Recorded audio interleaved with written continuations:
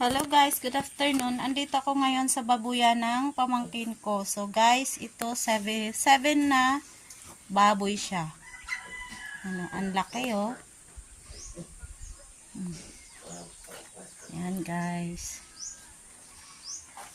Ito yung ano niya. Oh, ang kaganda ng kulay.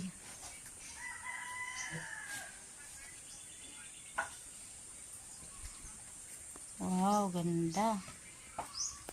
Ang lalaki. Ilang months na to, be?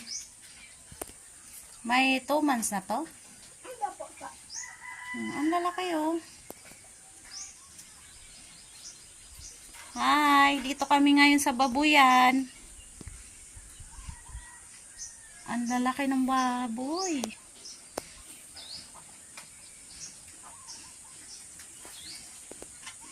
Guys.